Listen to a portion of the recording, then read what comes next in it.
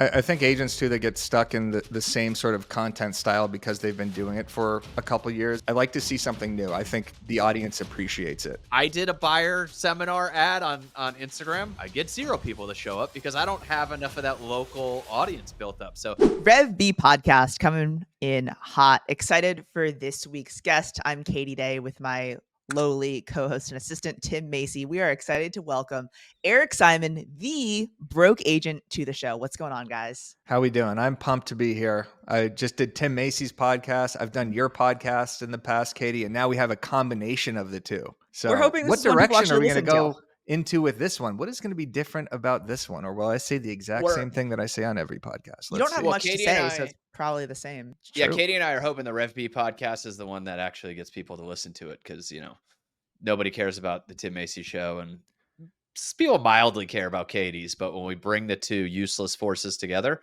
magical things happen. Anytime you call a podcast just your name, I think people are kind of like, I'm not necessarily interested in that. You got to give it a cool brand. Like, I like what you guys are doing with the REVB Instagram content, the event, and the podcast. That all makes sense. It's kind of like a little mini media company. Yeah. But when you just say, the Tim Macy show, you're not Joe Rogan, right? So that holds 0 weight, basically, is what I'm saying. It's less than 0. It's almost negative. I would Negative say. weight. It holds anti-weight, exactly. When you think about, Eric, like branding for agents, like, do you think that they should go with more of a brand that's like not necessarily just their name, or should they go all in on like the Tim Macy show? I don't know. I mean, I love the Move Me To brands, Katie. Those are always the best. The Moving to Kansas City, the Move Me to Texas. I like the brands that can encompass a larger group of people, because if you make yourself the focal point or the vocal point, like Tim does, you could kind of see the results based off of the views and the retention. Did we schedule a roast for today? I thought we were doing a pod. I didn't realize this was a roast. Tim, I thought you were on mute or something. Yeah, Tim just looks so sad. Yeah. No, hey, I love making fun of me. That's our favorite thing to do here in life in general. But you know what? I think it's a worthy topic because I don't know about you, Katie and Eric. I have agents ask me this all the time. They're like, I'm going to start a team. Should I name it, Simon Sells Real Estate, or should I name it Liberty Homes Realty Group, right? Yeah. Like some vague brand.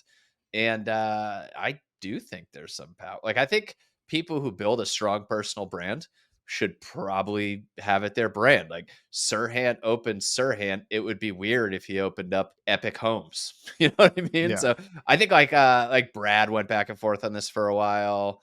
I think our agents that have great personal brands should do that. If you have no plan on branding and you're just going to like have a team of agents that cold calls people and does all that other stuff, and you don't plan on having a person on content ever, then maybe you can like build some brand name. But I think people should put their name on their business. Yeah. For a podcast, though, it's got to be, unless that person. I was trying to move on. No, I know. I'm just saying. I was just defending my initial point. Well, and it's weird, like you say, like if you have a personal brand, and so you would think that most people that are going to use their name or go all in on it would like also create lots of content and have that personal brand. But one thing that I wanted to ask you about, Eric, was something that's recently come out in the news, and I feel like it's really just Brock Johnson's Instagram reel it's being shared, and I've probably already watched it 14 times and been sent it 37 times. What are your thoughts on all this new meta stuff? Algorithm or the new verification badges? I guess let's start with the verification badges and go from there. Yeah. So I hope I get these numbers right. I know the first tier is $15, right? And that's kind of what everybody's paying for right now. These are for business verification badges. My dog is shaking right there. And then I think the next tier was at $49 a month. And then I think there's one for $350. Am I getting these things right? I actually can pull this up too. But I'm pulling it up right now too. Okay, but it's very close to what $350 a month is their top tier. $350 a month. Okay. So like the $14.99 is the standard that exists today. And then the next one up is $45 a month. And then I think it goes to like $150 and then $350. So what are your thoughts? And based off of those different tiers, you could actually plug links into your Instagram reels.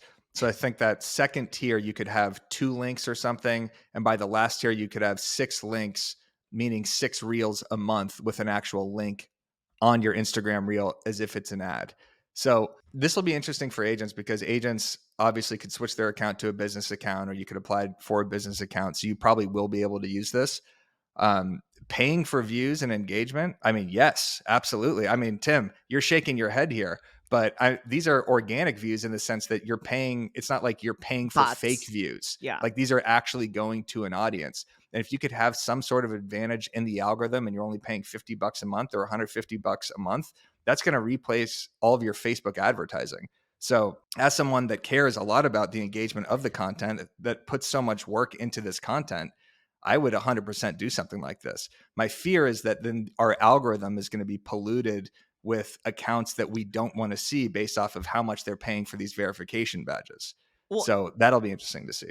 and we're kind of seeing that already. Like, I feel as if when I'm scrolling through Instagram, every third to fifth post is like some sort of sponsored ad. Or if I'm scrolling through stories, it's like Eric's story, Tim's story, if he actually posted them, and then an ad, right? And so, you know, I think it's going to kind of screw with that a little bit. And like, what's confusing to me is when they say featured account, it's just like for the max at 350, they say featured account, most featured. So it doesn't even really give you, more featured, it's Most featured, and Yeah. that's it. So it's like, good, better, best. Like, it doesn't give us how much more percentage or what that actually looks like. You're just kind You of know what? paying this amount. This for me is a great plug for BAM. Before agents jump on this thing, some agents, look, I know who you are. You're going to jump all over it. You're just going to do it. Let's go. You get a bunch of your business on Facebook. Who cares about the paying $350 a month?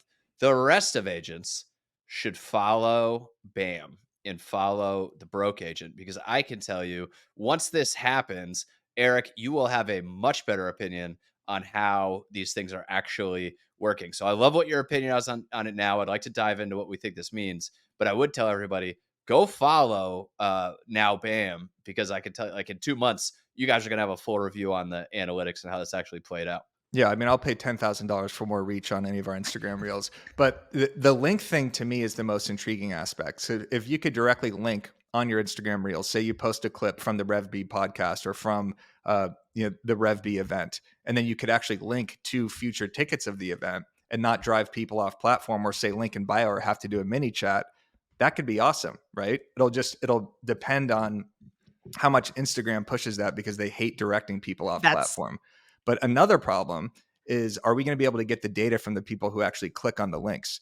Mini chat is great because we get to see who's DMing. We get to collect that data. We get to get their email address and see the accounts that did it. So I'm going to want to know, if I'm paying $350 a month, can I see who actually clicked on this? Because then that's a lead that I'm more intrigued by, because I actually have their information. what you said is exactly my concern. Is like, okay, if we plug a link into our reel or into our post where it's now clickable, which is great, right? Because it's like people put them in now. And I love when people put them in and like a smart marketer's like, I know you can't click this, like type it, please, kind of thing. But we know that Instagram wants to keep us on platform. So like, is your $350 a month enough for them to push this content for people to click this link to go off platform? Or are they going to suppress this like they do with links and stories and things like that? And so like, if that's the case for me, I'm still going to use ManyChat. I just ran one yesterday where it was like comment link for the link to this, mastermind we're doing on Monday. And I've already gotten like 100 comments from people, and like now they're in my DMs, so Yeah. I don't know. I think ManyChat is still the route I would go for this, but I don't know. I think it'll be variety, just like anything else, because there's diminishing returns with mini chat. Also, we see it on our BAM account and on the broke Yeah. agent account. If I plug a mini chat 2 or 3 times a week, people are getting sick of it, right? Comment the word BAM for this, comment the word BAM for that. It's like, no, I just want to consume the post every once in a while. So you do have to be cognizant of how much you're overutilizing a feature like this. So that's why I think this will be good just for the variety, meaning like, okay, sometimes I could just have a link directly to the podcast. Sometimes I could have a link to BAMX. Sometimes I could do a mini chat. Sometimes I could do a call to action, watch my story, and then there's a link there. So I think it's going to be mixing it up just like anything. But who knows if this is actually going to come out, because I think they tested this feature in Australia or something and then pulled it, or they did that in the past. So we'll see. If there's a lot of negative feedback, Instagram's been known to kind of just, cut back on something or actually not go forward with it. And what I think is interesting is the search optimization part of it too. I've been saying this more and more, right? People are going to Instagram to search for stuff and less on Google. Like, if I search for something on Google, I get a bunch of links. If I search for something on Instagram, I get reels and pictures, and a lot of times it's a better experience. And so, yeah, I mean, I do think Instagram becomes a search engine. And so to be able to pay to play to be towards the top of search results is an interesting thing because, obviously Google makes a ton of money for people paying to be towards the top of search results. So that's another, discoverability factor for people that are doing home tours that really want to rank for any kind of search when anybody searches for homes or real estate or anything related to that in their local markets. Yes. Time will only tell. I think the Exactly problem will. with y'all, Eric, is that you are doing too many events and you're doing too many ebooks and you're doing too much content and too many webinars that Mm. people just don't have enough Well, time why don't to you just attend them all. unfollow us then, Katie? I could care less if you I don't follow us. We already have your actually, contact information. I don't You already actually know what follow we have you. to say. I've unsubscribed to the emails. I'm only kidding. Good. I read everything. But I'm joking. You guys don't do too much. Y'all give so much to the real estate community. And so I want to kind of segue this into talking a little bit about like BAM's content plan, right?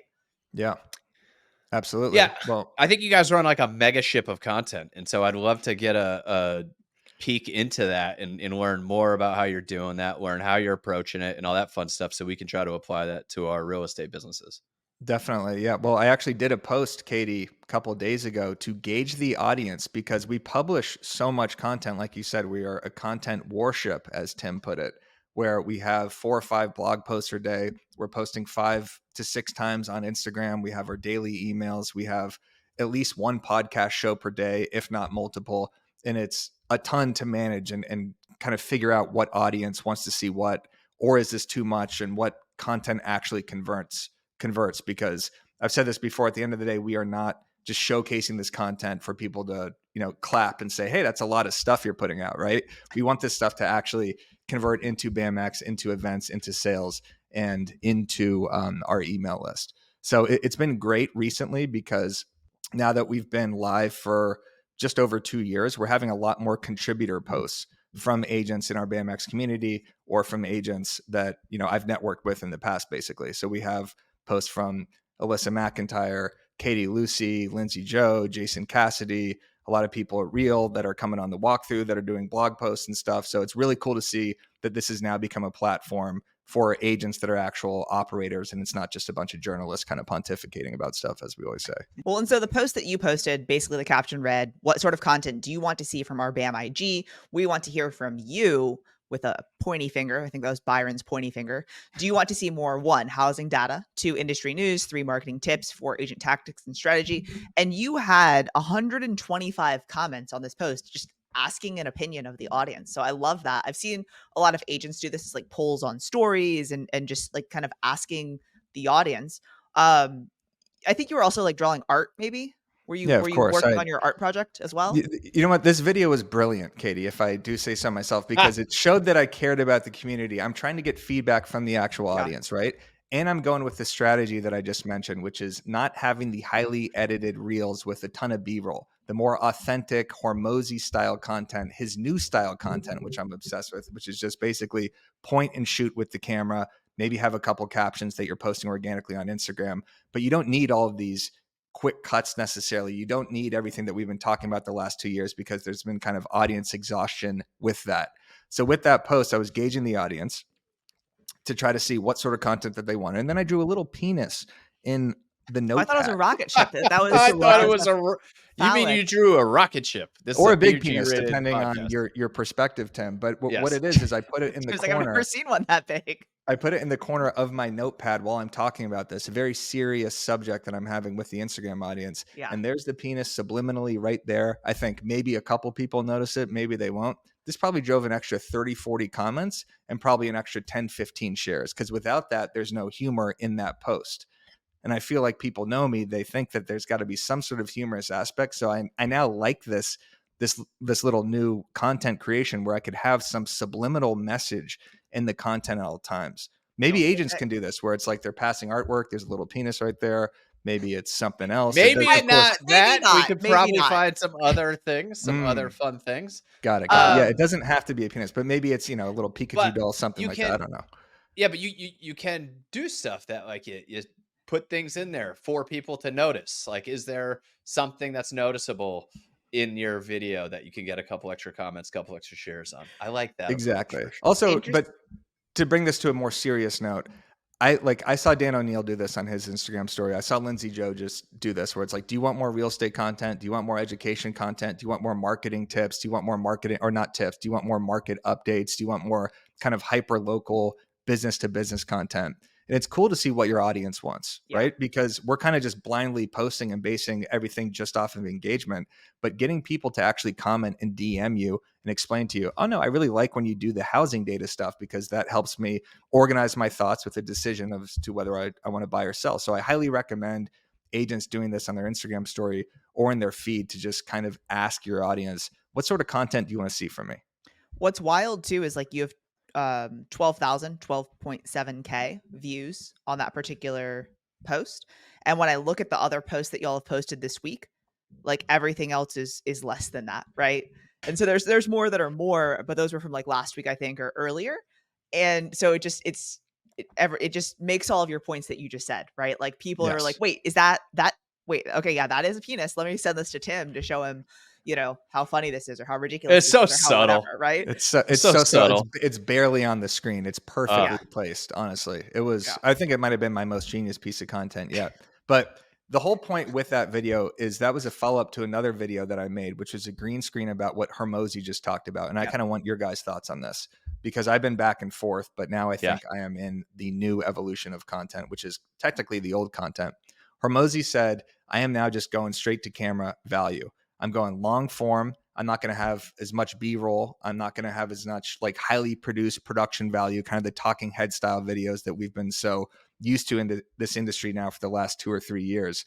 And I like that new style, because I think that that's going to resonate with the audience more. I think a lot of agents, myself included, making these Marketing Monday videos, you almost feel inauthentic if that's not you trying to hook the audience with something crazy, having the captions popping up. And it's like this, please just stay on this video for the algorithm post, that it almost serves the audience less than if you just turned to the camera and said, here's what's going on in Kansas City right now. There's 2 new local, whatever. Like that to me seems way more authentic. What do you guys think? So I actually just watched a video on this about YouTube, because the same type of thing, like the Mr. Beast style of just audience retention focused, meaning I need something new happening every 4 seconds on my YouTube video to keep the audience's attention.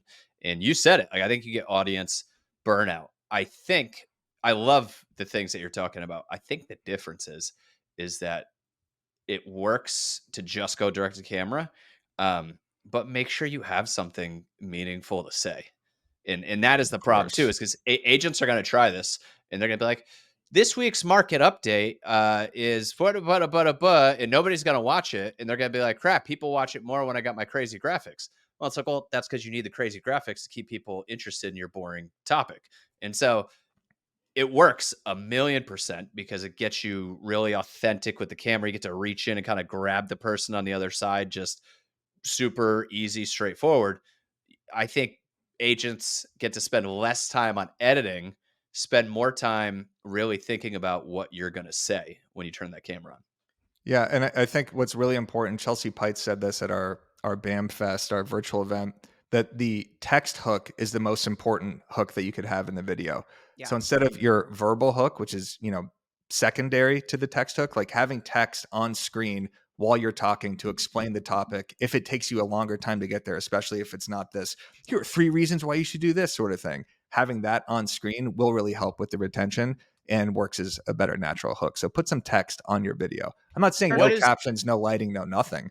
I'm just saying try these different styles. If your B-roll videos and clips are still crushing it, keep doing those. There's a lot of pushback in the comments saying these videos really work. Well, if they work for you, great, keep going. I'm just saying now it feels like everybody doesn't have to do these, right? Because you kind of get copycat syndrome where you just see the videos going over and over and over again. I've been saying this stuff for years. I said this at the first REVB.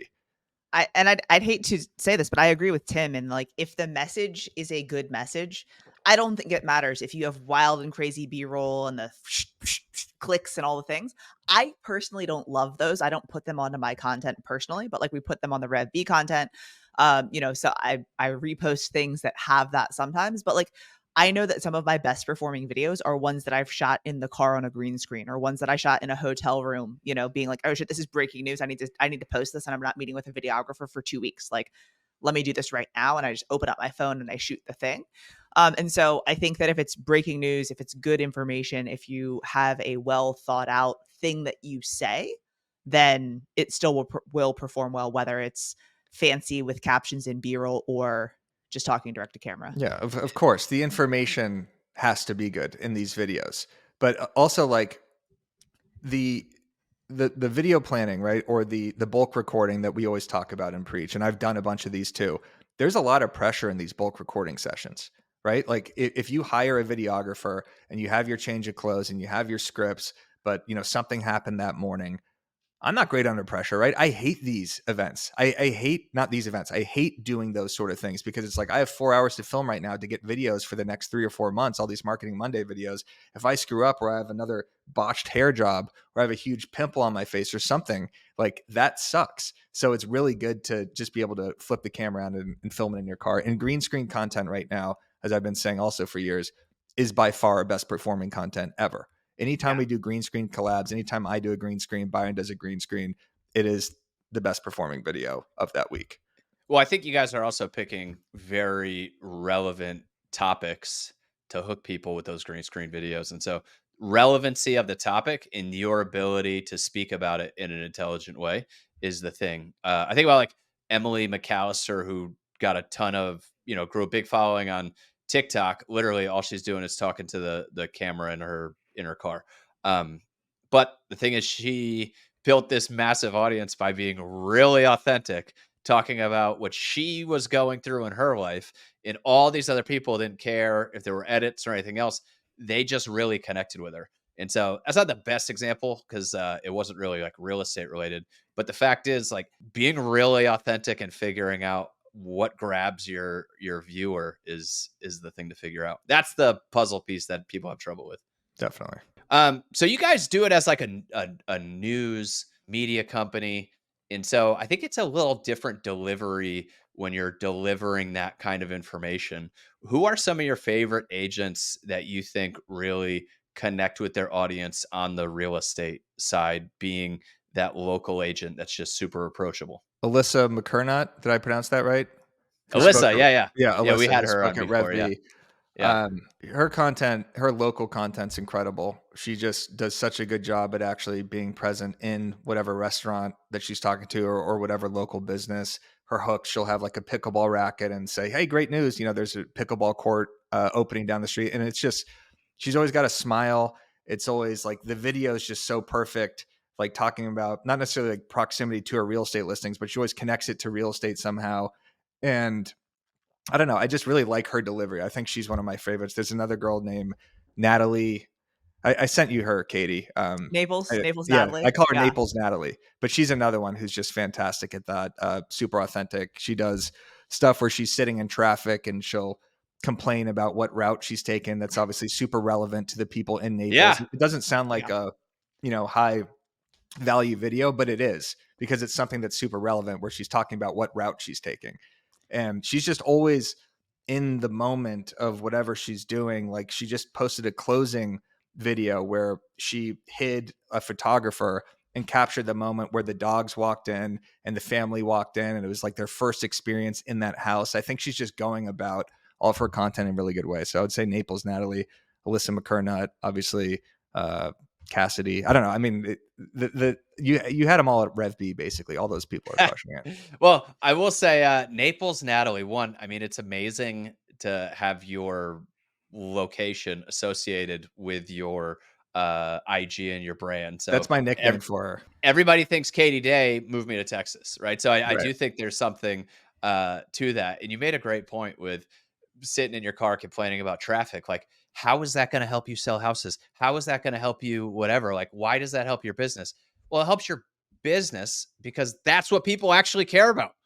Other people also hate being stuck in traffic. Like, that is something that your audience cares about. They don't care. Like, they sit in traffic more than they do deal with interest rates. But we want to talk about interest rates. Kyle Talbot too. I don't know if he's with Real. Do you know Kyle Talbot moving to Kansas City?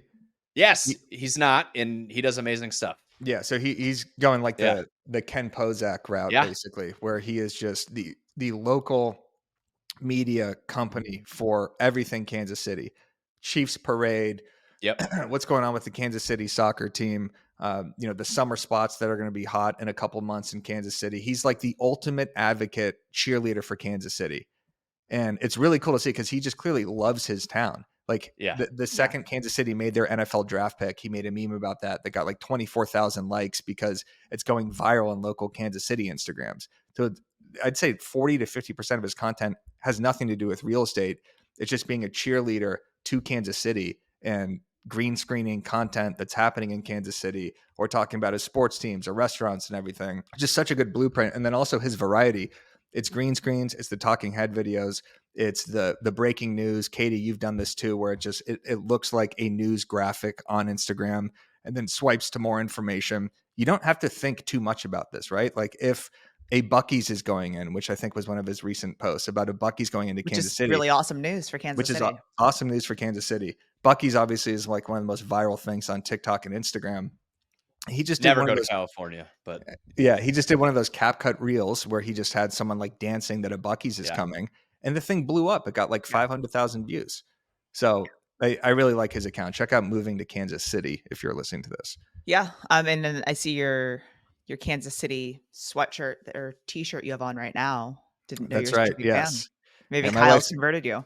my wife's a big T Swift fan. It's actually kind of a T Swift shirt, but Oh, Huh. we would also expect no less. Huh. yeah, I Well, want a bunch of money on the Chiefs also. So now so I see you're a why. fan. Exactly. Taylor Swift fan. He's a Taylor Swift You fan. know, I get Exactly. it. Yeah. So switching gears a little bit, like I love Natalie's content. I love Alyssa's content, Kyle's content as well. What do you feel like agents right now? Where do you feel like they may be missing the mark? Like, where can people improve, or what are things like the most common mistakes? You're just like, God, I can't believe you're still doing that kind of thing. I mean, I still see people posting longer form horizontal videos. And I know we just said longer form videos are okay, but they still have to be vertical. Tom Tool, I think, has finally gotten away from this, but I've mentioned this a few times where he does flip the camera around horizontally and meander around outside of his office. And it makes no sense to me that you're not creating content for the app. People consume vertical content on Instagram. So if you're still posting 4 to 5 minute long listing videos on the app, that is not going to work. People that post client reviews in 4 or 5 swipers, but there's so much text on you can't even see them, and there's no context about that. Like that to me doesn't make sense. I understand wanting to post your client reviews, but post them in your stories, maybe share them to your highlights, but having a conversation with your client or somehow making that into a video. I don't know. Maybe you guys have better ideas about how to do the client reviews, but anytime I see a post that has so much text on it that's so small, you're never going to read that post. When you think about making content for your audience, are you like, oh, you know what my audience would love to see? My client reviews. Right. No, like No one nobody does wants to actually. see your client reviews. So yeah, I think it is interesting on stories. And then you could have a highlight that's like, I like this deal diaries idea of having all these closings, reviews, and all that stuff and stash them in a highlight, post them on stories. But yeah, like that's a perfect example of obviously not understanding that your content's supposed to be for your audience and not for you by Yeah. posting your client reviews. Like if you could craft a story around how you helped this client or what you did, to get the buyer across the finish line, or, how many offers they went through, and really humanize that and tell that story, that makes sense.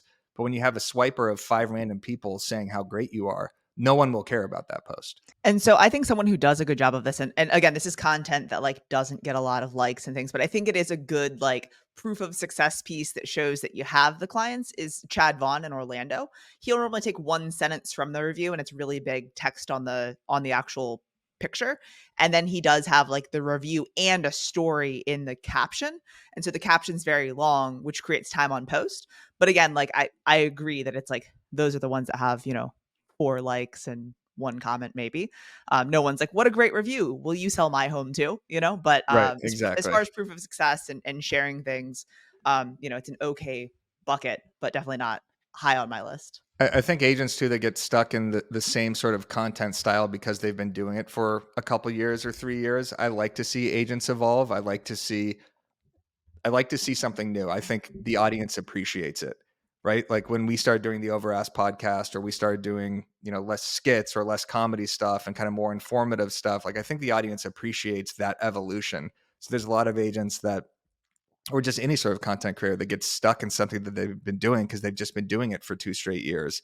But that content is not growing their account, or that content is not getting more engagement, or that content, people are so used to seeing the exact same style on your page that you kind of get sick of it and already know what's coming. So that's Yeah. why you have to keep diversifying and switching up what you're doing. Well, it's been fun after RevB every year. We kind of get this wave of people doing new stuff that they took, and hopefully it continues throughout the year. But the one thing that we've seen is people having fun with hooks in the beginning. Like Right. taking the viral thing and then putting it at the beginning of the listing video and hooking people in. Uh, and it's great. Like I think that's gonna work for 9 months, and then you're gonna have to innovate again and like do something else that's interesting and innovate again and do something else that's interesting. But Ken Posick said something. Uh, it's like the people that love the process. The people that love the process, they love the new thing. They love the fact that they get to switch it up. They love finding some new tactic that works. And then there's the other audience or other side of the fence. It's like, I just want to figure out what I can do. Just tell me what to do, and I'll just do that. Yeah. And it's hard for those people to win if they don't enjoy the creativity. I think positioning the content's really important too. A lot of agents just kind of mail in the caption, or type in the property address or something, or not the property address, or just write the listing description where there's no story. The caption is so important to keep people's attention on that video too, or direct them to where you want to go. Like you could tell a post that has a cover photo, that has a good hook, that has clean transitions, that has a great caption. You understand that that took an enormous amount of time, right? Like that's why every single post on the BAM Instagram account is does decent, because we take a lot of time with these captions and with how we want to position the content. Do we want to ask a question to get more engagement? Do we want to drive them to a lead magnet? Do we want to drive them to the podcast, right? You have to think about the way you're publishing all this stuff. Otherwise, it's just going to go to waste because you're just thinking that you're checking a box by posting something out there. Like everything has to be super intentional. Kind of a vague statement, but if you think about it more, when you're publishing this piece, you got to think, how are they going to read this? What next step do I want them to take? And then are they going to react to this? Every piece of content we think of, we always do this with our video team, where they'll send something and it'll be a clip from a podcast interview. One of them was sent today and it drove me insane. One of the clips was just, God, it wasn't Byron. It was Byron interviewing someone, and the guy said just something about how agents need to provide more value, which is just something that has been said so many times recently, or about how nothing's going to change, something like kind of vague about the NAR settlement. And then I remember just like having this conversation with myself. If I'm an agent, would I share this to my story? Would I comment on this? Would this solicit any sort of reaction out of me? And that's how you have to think about your content is, will the audience member share this because it's informational? Will they like it because they actually enjoy the content? Or will they be, led to actually comment something because, they were so emotional about it, or because they're answering a question, or because they want to see the other comments in it? You have to always think about that stuff. That's one thing that, I've been doing the funny, hook type listing videos in addition to our normal listing videos and in addition to a carousel post on the listing. But like now for my captions, instead of just copying just listed, here's the property description, it's like, why would someone want to click on this, or why would someone want more info? And so like I've been trying to put myself into, okay, if I was a buyer scrolling on Instagram, or if I was a seller scrolling on Instagram, like what would I want to see? And it's hard, right? So I think that like that's the evolution for agents. It's like, let's first start just getting content out on a regular basis, right? And then as you're putting out more content, like how can we then tweak it to do all the things that you just said, right? Have the good thumbnail, have the clean thumbnail, have the caption that speaks to the audience, have a call to action that makes sense, and all of those things, because it's certainly a journey. Yeah. And you get better at it too. Like I mail in captions all the time. On the broke agent, I always used to try to come up with a funny caption, but now I could barely think of anything else to say. So it's just like, hey, what do you think of this? Is this funny? Just something stupid, just to like get the post up and just move on with all of the BAM content. But yeah, go ahead. One thing I would say though is I thought the same thing, is like I mail it in all the time. But I think when you're at least trying to be more creative, your mailing it in gets better. So like 100%. your mailing it in is better than my trying really hard. And so I think you just get better, and you're not gonna bring some brilliant thing every time. But the more you try to be brilliant, the more it'll happen. You start to develop that muscle. Also, Yeah. to answer your initial question about more mistakes agents are making is, and I don't know if I had a lot to do with this, but I certainly preached this like a couple years ago about, quality, right? Or quantity, posting such an enormous amount. And I was always saying 2 or 3 feed posts a day, 5 to 8 Instagram stories, and just flooding content. And Meta has come out with statistics or data points recently that 3 to 5 posts per week is kind of the sweet spot, which I think is a good thing for agents, right? Like Yeah. it's daunting to have to post 7 to 14 times a week to think you have to compete with all this other content. So I think it's going to be less and definitely a little bit more quality to be able to compete in this space, especially if people are paying $350 a month to shove stuff down our throats, which I No will be. kidding. Well, let's dive into that. I feel like there's been some Instagram algorithm changes. What do we got going on? I mean, I kind of just mentioned it in terms of the longer form content, but definitely what Adam Mosseri, the CEO, just said, or the president, the head, whatever he is, the guy with the glasses that always pops on and gives us horrific news. Whenever I see his post, I'm like, oh fuck, like this I is not know. the person I want to see in my feed right now. This is good news for creators, not good news for aggregators, aka yours truly, who is also a creator. But it's all about organic content and accounts that have smaller followings, he said. So if you have a larger following, you guys will be okay. But if you have a larger following, like no, I'm just kidding. But if you have a lot of followers, maybe 10,000, 20,000, your account might not be as prioritized as much as someone with 300, 500 to 1,000. So it's good for For newer Tim. agents that are starting out, for Tim. And any sort of organic content obviously is going to be pushed more than ever right now. So if you're reposting content, if you're reposting templates, if you're reposting an announcement that Reel got 18,000 people and it's to your story, that's fine. But if you post it to your feed, Instagram has a software that could crawl all these accounts and photos and see, oh, that's been posted 10 times before. I'm actually going to push the original person who posted that instead of you. That's what Adam Mosseri said is going to happen. So if I repost a meme from another account and don't change anything up on it, Instagram is only going to serve that to your followers and not to people who you don't follow. And Here's I another thing. wonder. Oh, okay. One more thing about the newer algorithm, and this is also a good thing. Right now, the way the algorithm works is you post something, it goes to your followers, right? Depending on how your followers engage with it, then they're going to push it out to the For You page or the search page or the suggested accounts, basically, depending on how it does. Now they're going to do what TikTok does, where it's like they serve it to anybody.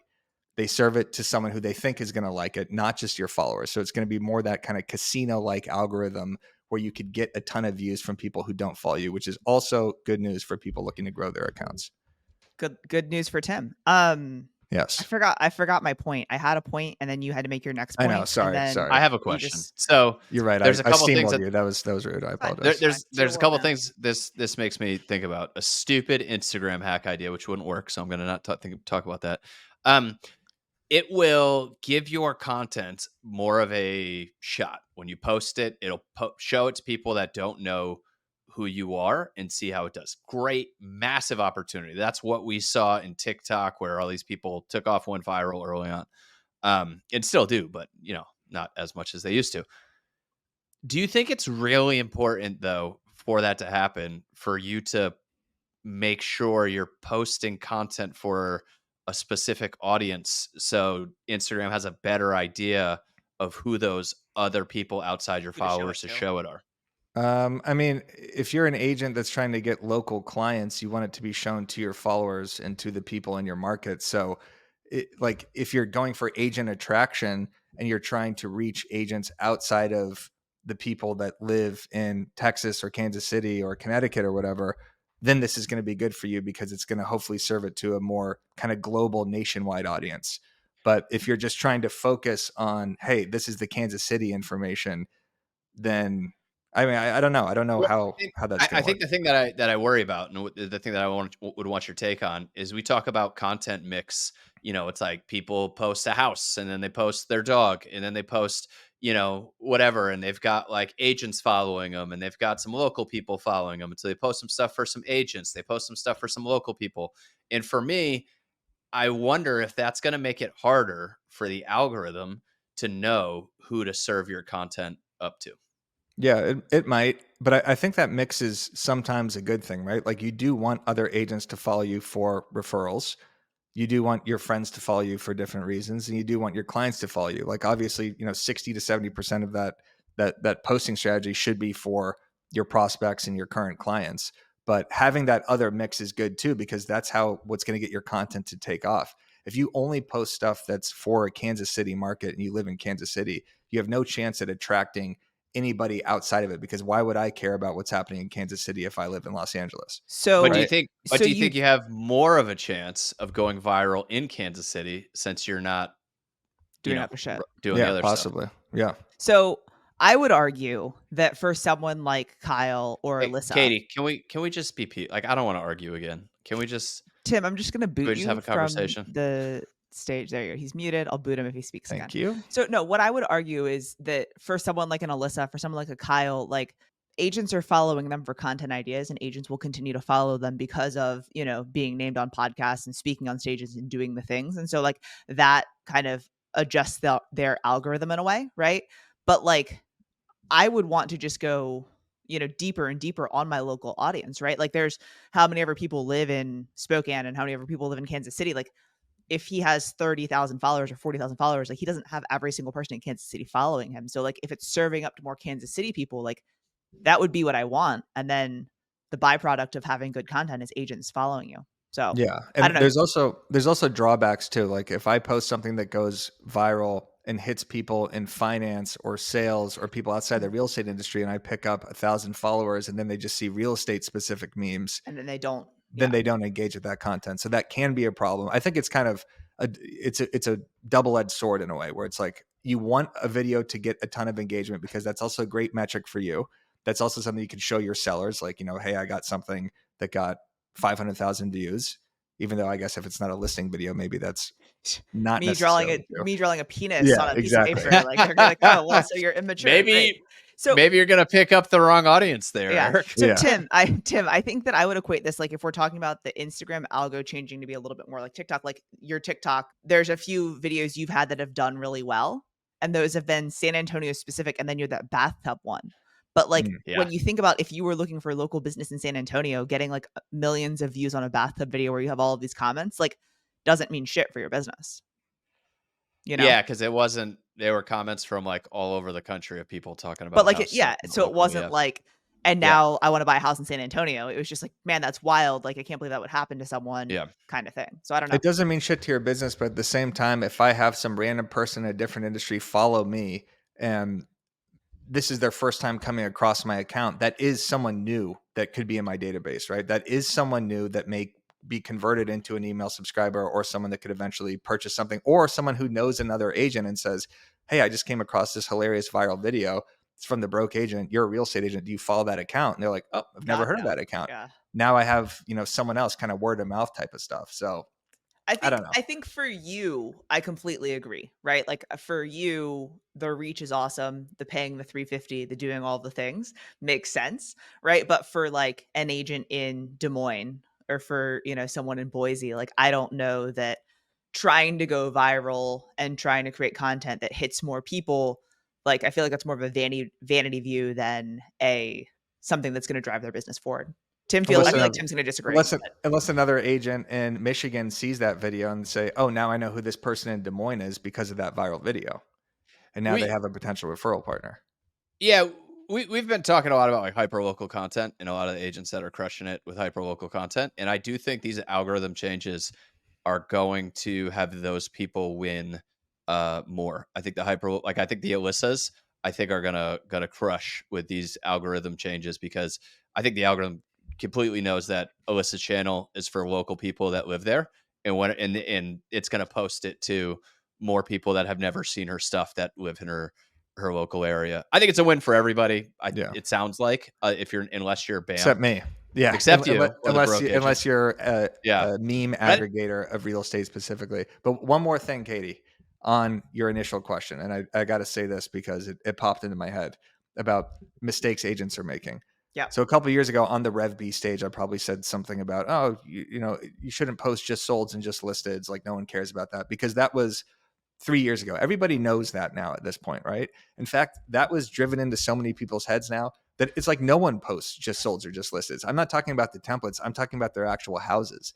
There's so many agents now that have gone in such the opposite direction because of audience feedback or, getting more engagement on one type of video, that you almost don't see them actually posting proof of business or anything about their real estate deals anymore. And that becomes more annoying for the audience, for other agents. We're like, all right, is this person just a content creator? Right? Like if I'm seeing no sales ever, or I'm hearing absolutely nothing where it's just hooks and talking head videos, it's like, all right, this person is now just a full-time content creator.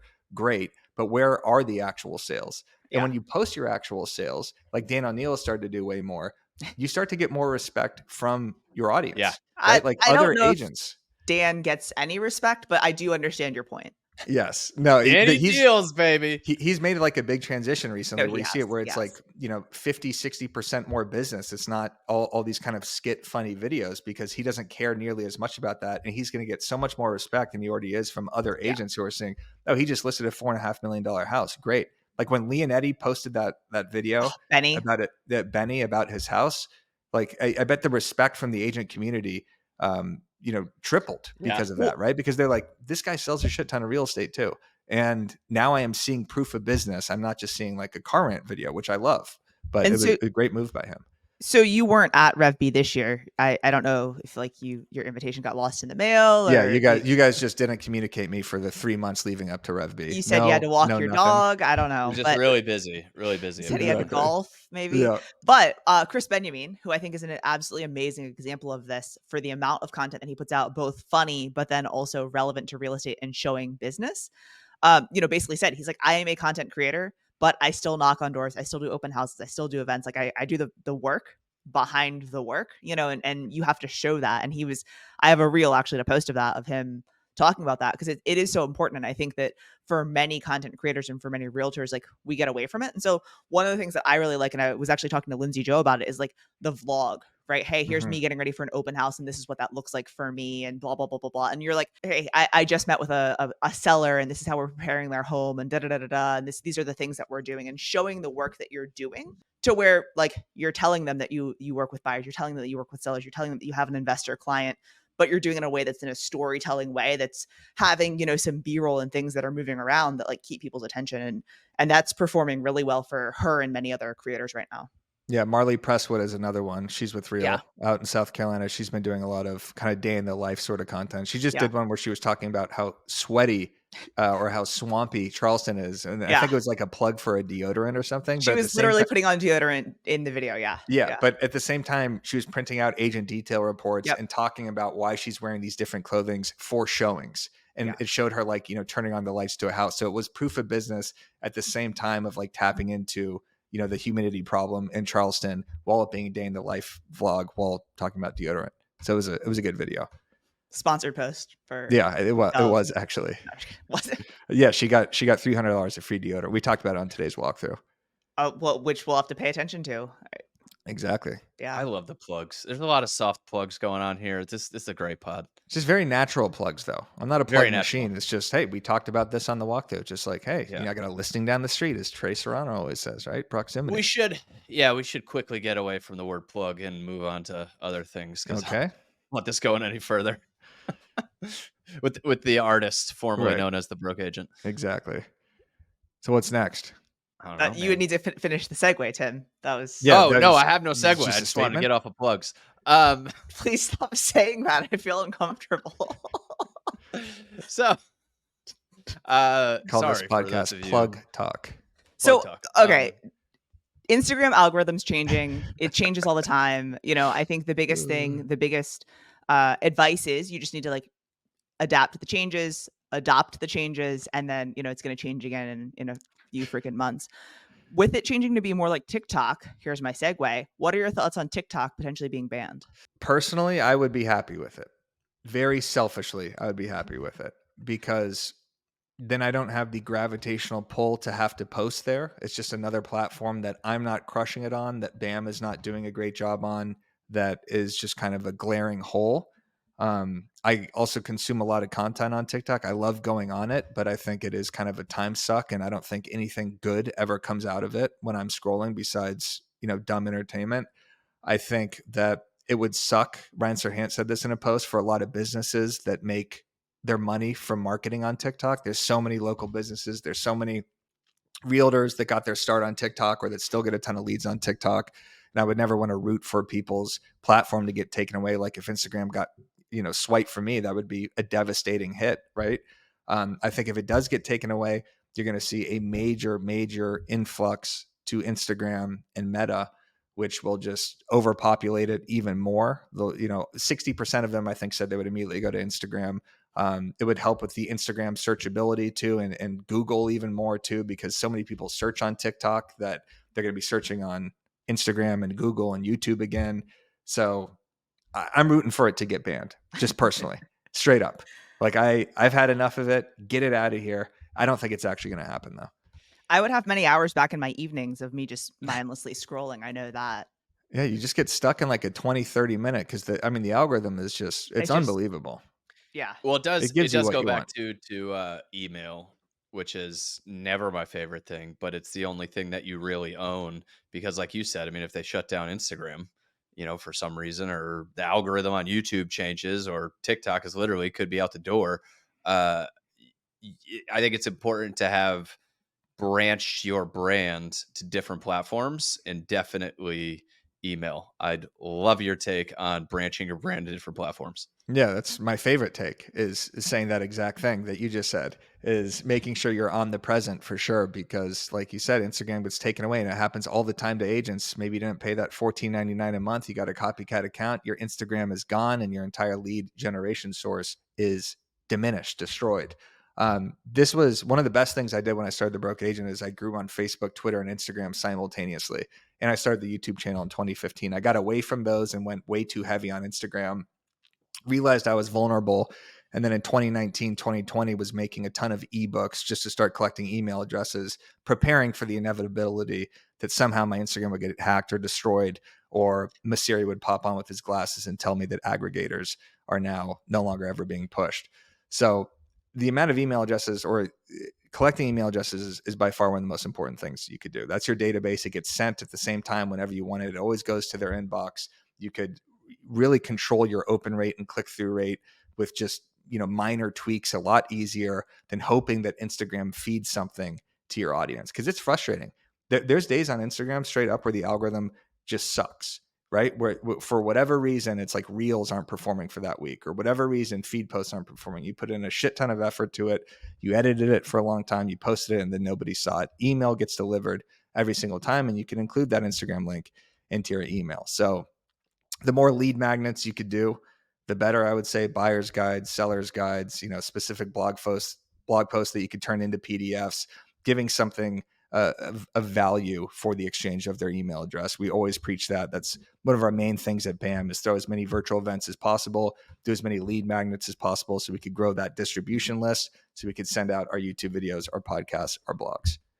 I think agents can just replicate that, but as what you just said, buyer guides, seller guides, buyer seminars, seller seminars, different ebooks on things to do in your town and stuff like that. Do buyer seminars? Has anyone actually done one of these, or do people just say these are a thing? No, my team does them. Okay, got it. David What on my happens team does in these them. things? They sound horrible. No, you just sit around and show up? talk about selling home. Like if you want to buy a home, this is what it looks like. Get your credit better, save some money. Are you all sitting in an office and there's like 4 potential buyers there? So we'll do them. He'll do them pizza or what? He'll do them like in model homes. He's done a few virtual ones, right, where it's like a webinar. So it just depends on the agent. But I mean, he's picked up every single time. He's picked up at least one client. On some of them, only one person showed up, right? So it just it depends. But I mean, anything in real estate, if you just do it regularly enough, it normally works out. It's just most people only do it once and then say that whatever sucks.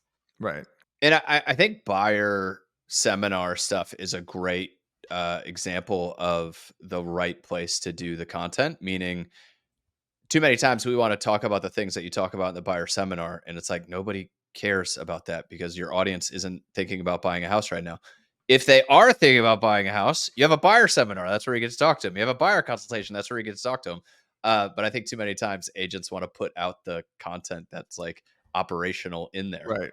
Well, and someone who I want to get on the pod who probably doesn't know that I know who they are, but is Stacy Real.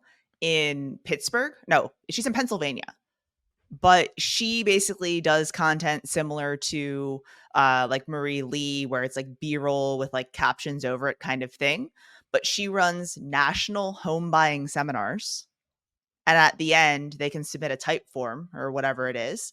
And then she sends those out as referrals to agents across the country. I could Smart. do that. Also, buyer seminars, I feel like you improve your talking ability, your presentation Yeah. skills. Like if you're preparing and people are actually going to be sitting right there in front of you, like that's going to improve your skills so much to do. That's why, Yeah. like when we do these webinars, I've gotten way better at moderating them and hosting them because we've done so many of them. It just, maybe not. I think It improves your he's not skills. We've bad. gotten He's all not right, bad. like marginal improvement. Yeah, Yeah. exactly. Well, when Oh, dude, you crush on stage. We saw you in Kansas City. I was like, I'm hit or who the miss. fuck is this guy?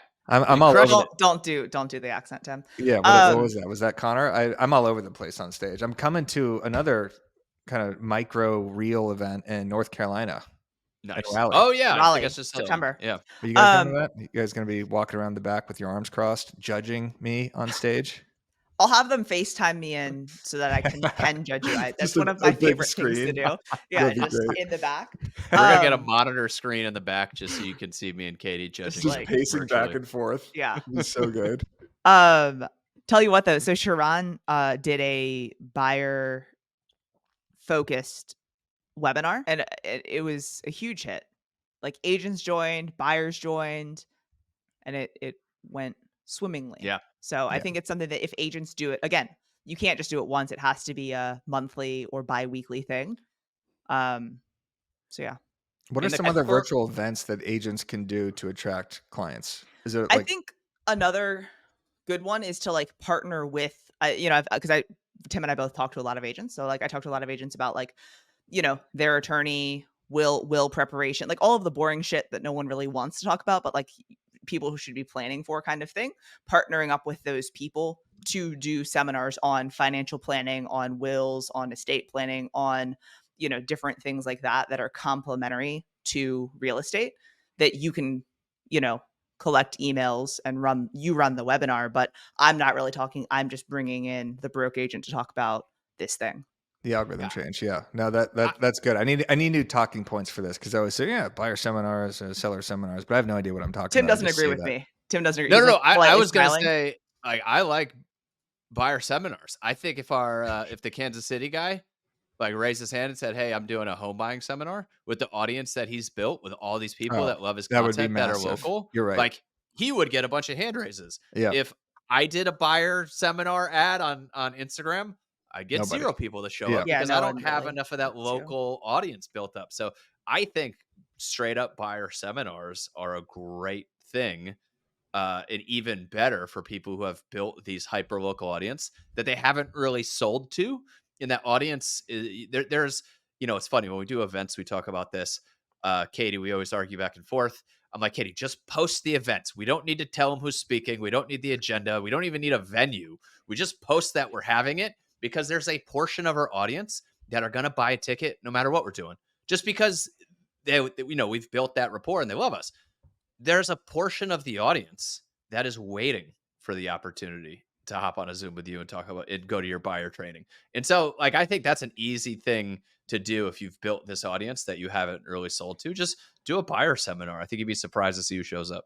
Yeah. I mean, it's not even selling to them, right? It's like offering free value. Yeah. It's just, hey, come to my buyer seminar. If you're thinking of buying here in the next 3 or 4 years, I'm going to, give a brief 30-minute presentation. You're right. I bet that guy Kyle would crush and probably get 200 or 300 people to sign up for that. Kyle, if you're still listening, you should do that. Kyle.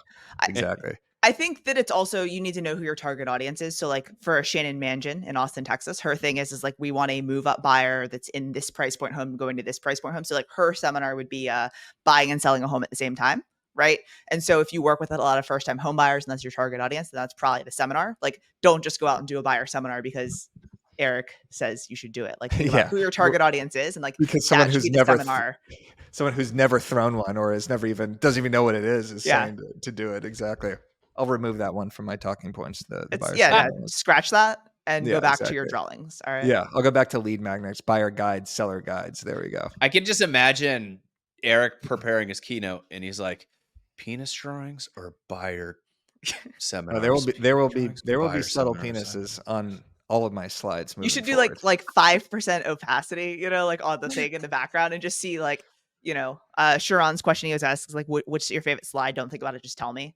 And like in a feedback form or whatever. And so like it would be interesting like to see what people say about their favorite forms. Exactly. Favorite Speaking slide. of Sharon, subtle plug right here. Byron is releasing an interview with him next week on the BAM YouTube channel. Dude. A really good interview. I've already watched it. Oh, Nice. special access. Y'all have been absolutely crushing. I just want to tell you that as we kind of wind down this podcast and wrap things up here in a little bit. But like the NAR, Kevin Sears, like you guys are just like you guys are crushing. So I'm really proud to see, and I don't know if proud's the right word, but it's like it's so cool to see, just because like I know like we've known you from pre-BAM and the inception of BAM, and you and Byron teaming up to do this, and it's like it's cool to see it continue to take off and like get the industry as a whole to like embrace it, and kudos to you, man. Thank you. I appreciate that. Yeah, it's been a ton of work, and it's awesome that Byron got that interview. Getting these huge guests like the Sirhans, the Kevin Sears, Sharon, really just helps elevate the brand and take us to a different level where the big media players start taking it more seriously. Because when you launch as Broke Agent Media, there's a lot of kind of stigma around that at the beginning, right? Obviously we changed to BAM, but people think, oh, what is it going to be? Is it going to be memes, just funny marketing tips? Eric talking about buyer seminars with a penis drawn on his forehead. But no, we are real. We are players in the game now. So I appreciate that, Katie. Well, no, hold on. Just for clarification, they're not with real. They are broker agnostic. So, Right. Of course. They're real. They're a real company. Yeah, they're a real company. They're a real media company. Exactly. They're providing real news. And you know me, I always used to give you a hard time. Like all you do is make memes. Like it's not that hard. Right. But well, no, I don't know. I don't know. You guys are crushing. Hey, let me compliment him. You got to compliment him. I'd like to give a compliment. I do. You guys are crushing it. You're kicking ass, and the progress you've made, it's pretty insane. Appreciate that. Thank you. One of the funniest things, just speaking of real quick, that I get is Brooks Landry just sends me his link to join Reel just in a text message, probably like once a week, just completely out of nowhere after no context and no conversation has been had. He'll send it to me at like Friday at like 4 p.m. Just a link saying like such an Landry. Effective tactic. And by effective, I mean well, he's doing it as a joke, but it's funny every single he's time. 4 drinks in on a Friday night. Yeah. He's like, this is the one. He's gonna click on this one. Yeah, no, he's doing it just as a joke. I appreciate it. I just sent him his own link. I just sent him his own link yesterday too, so now I'm sending it out. You should send him my link to him. Yeah, good. Yeah, send me yours so I could forward it to him. Yeah, check out Brooks Landry. No, I'm deleting all this. You don't need to plug Brooks because I'm cutting that out. Which part? The 4 drinks deep part? No, the entire Brooks Landry part. Okay. Yeah. We've kind of talked about Real a lot in this episode, which we usually stay away from. So yeah, well, it's Rev. Yeah, I mean, whatever. I was just trying to REVB, bro. Yeah, it's broker. Got it. Yeah. Figure out we should our wrap closing. It up. All right. So this was so much of a love fest. I kind of want to end on like a roasting moment. So Tim, you should shave your facial hair. Eric, I don't know why you're wearing a Taylor Swift shirt, but thank you so much for joining today, man. I really appreciate you. I do, despite making fun of you and, all of that. Appreciate you coming on, appreciate you sharing. And obviously everything that you guys are doing over at BAM is so much appreciated by so many people in the industry. Tim, do you want to add anything? No, you didn't tell me we were going to be nice to him. Like I thought, this whole compliment. No, that's why I told him that like his shirt's dumb. Like, come on, Tim. Say one nice thing about me, just one for the audience, for the REVB audience. I for the record, at Topgolf, I was in very constrictive clothing. Okay, but I think it's still disputed. I was gonna say I think you hit the long ball, but I think it was disputed. I think we're kind of tied. We're very on a golf course. I would knock it 20, 30 yards further than you. This man brought his own gloves to fucking Topgolf. You did. I'm not trying to get a blister. By the way, I didn't bring it with me from Los Angeles. I just purchased it. You could buy gloves. I'm not trying to get a blister and then ruin my golf game for the next 2 or 3 weeks because I golf consistently enough where if I do that, my hand will tear. Eric, I've never played a round of golf, so that's what I want to end on. We should play it. You should take me for my first round of golf. No, I don't play with new golfers like that. I don't need to watch someone whack it around and shoot 150. I like pace. Okay, pace never mind. Thanks for coming on. It was great talking to you. Thank you guys, and throw appreciation back at you guys. I think it's really cool what you're doing with the REVB brand, the band with the podcast, the events, No band. No the Could be Instagram amazing. account. It's good. So Thank you, congrats man. to you We guys too. appreciate it. Maybe next time you guys can, throw me an invite or something. I'll creep around in the back. You were Post some definitely IG invited, stories. but I was. we'll try again next year. Exactly. No, thank you guys. I appreciate it. All Thanks right, for man. We having me. love you. We'll see you.